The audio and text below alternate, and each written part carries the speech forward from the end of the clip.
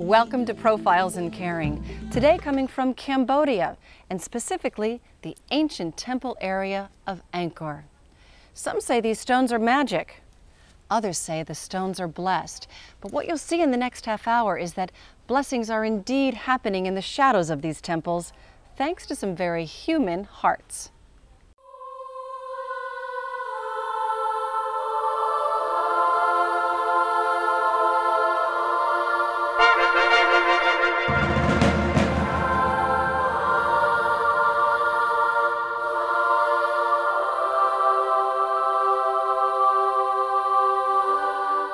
Cambodia.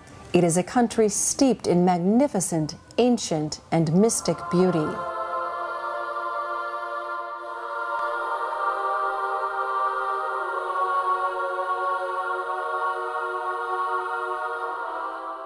It is also a country devastated by violence so brutal it has yet to really recover.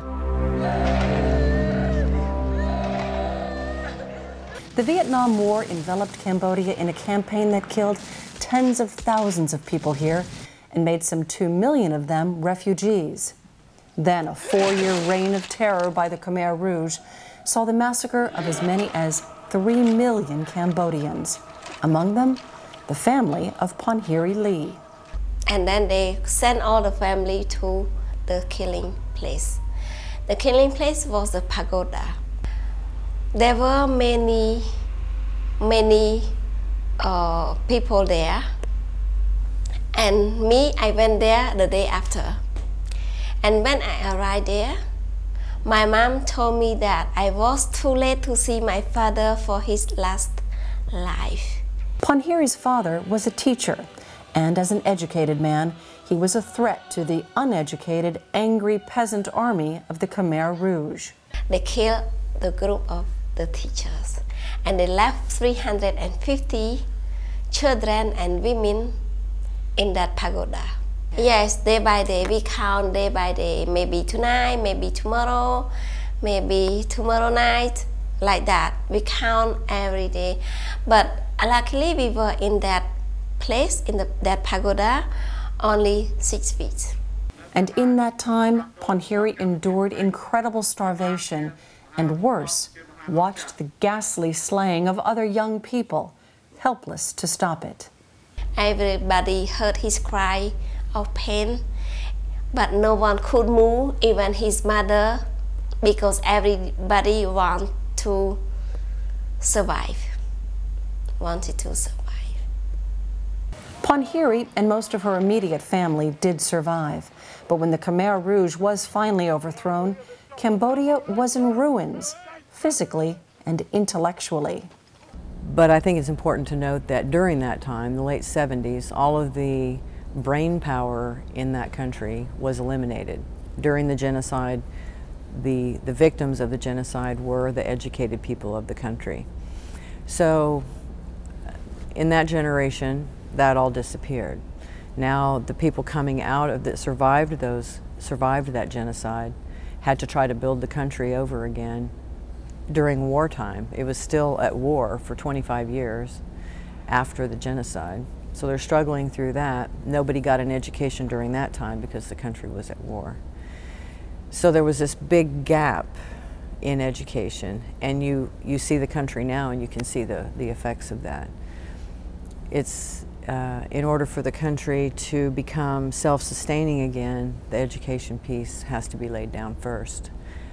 There's no doctors, there's no engineers, there's no teachers, there's nobody creating infrastructure in the country. So how can we ask a country to develop when they can't create infrastructure, and how can they create that without education? But Ponheary was exceptional. She kept getting educated, even if it meant learning in secret with few formal classes. If we talk about education, I don't have the good education at all. I learned from the thing around me. When we came back from the Khmer Rouge time, all the teachers were killed, and some teachers who survived, they didn't dare to show up because they don't like communists, because Vietnamese came to chase Khmer Rouge away, still communist. So they don't like that. They don't like communists anymore, so they didn't show up. The government asked the one who know a little bit, share the knowledge with the one who know nothing. The one who know a little bit more, share with the one who know a little bit. And then the secret student became the teacher. Me, I don't understand about me because I don't understand. But the people around me, they say that because I have my father's blood, the teacher's blood, so I could teach with very small knowledge. Ponheary Ly used that knowledge to learn and teach English. And when the country opened its doors to the West and to tourists, she was ready. So now we can go this way to see some pieces of stone that we haven't spotted. Ponheary became a temple tour guide, and a popular one at that, using much of the money she earned to help fund rural schools she saw along the roads to the temples. She was an educator after all, like her father. Yeah, his spirit stay with me all the time. Sometimes what I do, like, I do what I think about, but sometimes I think, oh, why I do like this? And then I think about him. Oh, my father stay with me all the time. Ponheary's reputation as a tour guide and her story caught the attention of American Lori Carlson. I went to Cambodia as a tourist to see the temples of Angkor Wat there. And researching on the internet, trying to find somebody to guide me through those temples, I kept coming up with the same name over and over again, and it was Ponheray Ly. They met, traveled together, toured the temples, and then Lori abandoned the temple sites to focus on Ponheary's work in schools. I think most of us, when we're hearing anything like that, or when we're hearing someone else's story, we try to imagine that life. We try to put ourselves in that situation. And it's something that was absolutely impossible to do, for me to do. To imagine, she and I are roughly the same age, and I grew up as a young teenager watching the Vietnam War on television every night after dinner. And she was living that life. Growing up in a work camp, having your father exterminated because he has an education, losing so much of your family, suffering through that genocide that happened in Cambodia, the subsequent years of war, just trying to imagine living your life in that sort of circumstances. It was impossible for me to conjure it as an American living the life I live here. It was impossible to conjure it, and that was really what struck me.